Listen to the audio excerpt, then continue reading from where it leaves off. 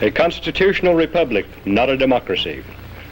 The ideal of a democracy is universal equality. The ideal of a constitutional republic is individual liberty. A democracy always degenerates into dictatorship, which promises government-guaranteed equality and security, but it delivers nothing but poverty and serfdom for the people it robs and rules. America was founded as a constitutional republic to safeguard the liberties of the people against the tyranny of democracy or of one-man dictatorship. In this century, great strides have been made toward the goal of subverting our republic into a democracy.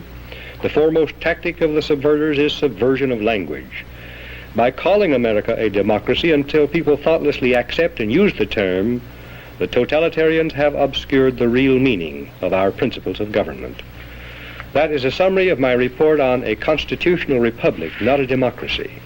A democracy is a political system in which the people periodically, by majority vote at the polls, select their rulers. The rulers then have absolute power to make whatever laws they please by majority vote among themselves. In a constitutional republic, the people also, by majority vote at the polls, select rulers who make laws by majority vote among themselves. But the rulers cannot make any laws they please because the Constitution severely restricts their lawmaking power. The ideal of a democracy is universal equality. The ideal of a constitutional republic is individual liberty. In this century, great strides have been made toward the goal of subverting our republic and transforming it into a democracy. The foremost tactic of the subverters is subversion of language. By calling America a democracy until people thoughtlessly accept and use the term, totalitarians have obscured the real meaning of American principles of government.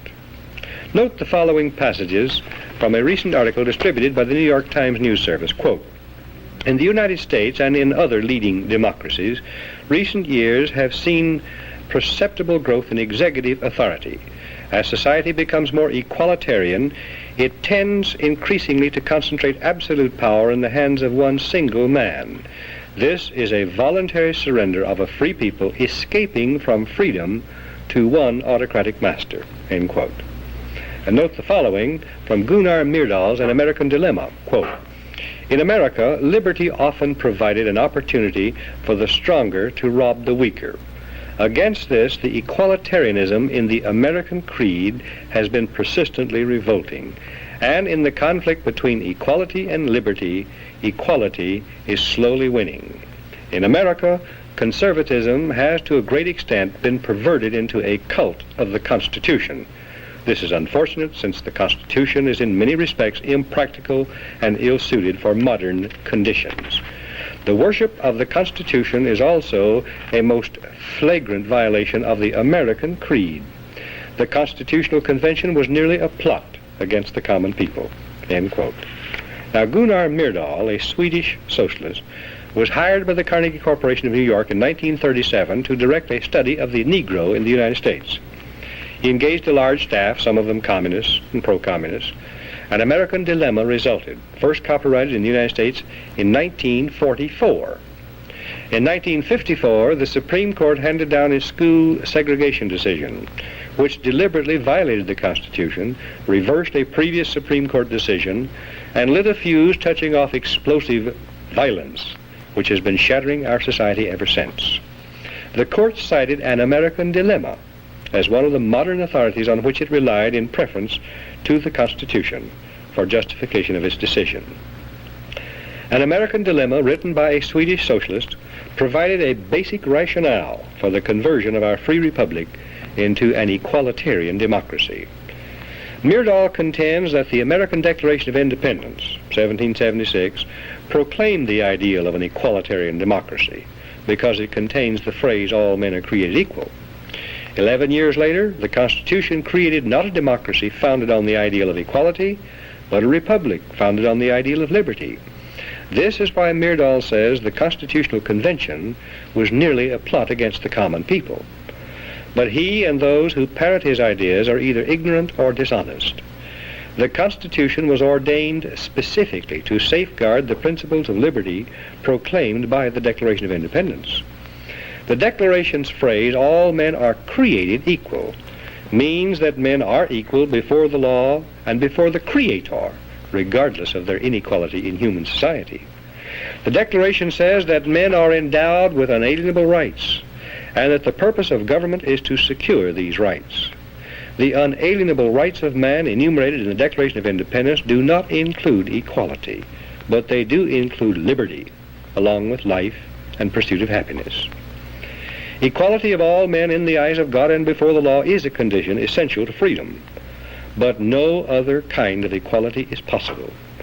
Government efforts to achieve material equality will produce crushing tyranny, but will not make people equal. The writers of the Constitution were anxious to safeguard liberty against dictatorship, monarchy they called it, but their chief anxiety was to protect the country against democracy. Edmund Randolph, delegate to the Constitutional Convention from Virginia, said the general object of the convention was to provide a cure for the follies and fury of democracy. Elbridge Gerry and Roger Sherman, delegates from Massachusetts and Connecticut, urged the Constitutional Convention to create a system to eliminate the evils that flow from the excess of democracy. Alexander Hamilton, delegate from New York, said, "We are now forming a Republican government. Real liberty is not found in democracy. If we incline too much to democracy, we shall soon shoot into a monarchy." John Adams, one of the giants of the American Revolutionary period, said, "Democracy will envy all, contend with all, endeavor to pull down all. And when by chance it happens to get the upper hand for a short time, democracy will be revengeful, bloody, and cruel." Speaking of pure democracy, in which the people by majority vote act as their own lawmakers, instead of electing representatives to make laws, James Madison said, "Such democracies have ever been incompatible with personal security or the rights of property. A republic promises the cure for which we are seeking." Madison, known as the father of the Constitution, knew and said that enlightened men will not always be at the helm of government to serve as proper guardians of the public weal. He knew that unlimited political power cannot safely be entrusted to the nation's elected representatives, to use as a majority of them see fit, because, he said, a majority of a group of men is far more likely to be tyrannical than one man is. In a democracy, if a majority should develop hatred for all blue-eyed babies and order them eliminated, the babies could be legally executed, because whatever a majority wants at any given moment is supreme law of the land in a democracy. How can liberty be safeguarded against the mindless, soulless tyranny of majority rule when government is founded on the principle of majority rule? Jefferson answered that one, "In questions of power, let no more be heard of confidence in man, but bind him down from mischief by the chains of the Constitution." In short, America was founded not as a democracy, but as a constitutional republic. We pledge allegiance to the republic for which our flag stands, not to a democracy. The Constitution requires a republican form of government for all states, but does not mention democracy, and neither does the Declaration of Independence or the Bill of Rights. The Constitution is a binding contract, enumerating limited powers which the federal government can legally exercise, prohibiting it from exercising any powers not granted in the contract. It denies federal officials the power to do whatever they claim to be necessary for the general welfare. Federal action not clearly authorized by the Constitution is illegal, even if approved by an overwhelming majority of the people, because all the elastic powers of government are left with the states. Ultimate power to change the organic structure of government was left with the people, but the means of making changes, amending the Constitution, were carefully prescribed to militate against hasty, unwise decisions by the people. As Benjamin Franklin left the State House in Philadelphia on the closing day of the Constitutional Convention, a woman asked him what kind of government the convention had given America, and Franklin replied, "A republic, if you can keep it." Very old and very wise, Franklin saw through the mists of time to the day when Americans might trade their freedom in a constitutional republic for the promise of government guaranteed equality and security in a democracy. And beyond that, to the day when democracy inevitably degenerates into dictatorship, guaranteeing nothing but poverty and serfdom for the people it robs and rules. The American constitutional system, unique in history, enabled Americans to develop a backward continent into the most magnificent nation of all time. The system was designed to prevent both tyranny by government and reckless rebellion by the people.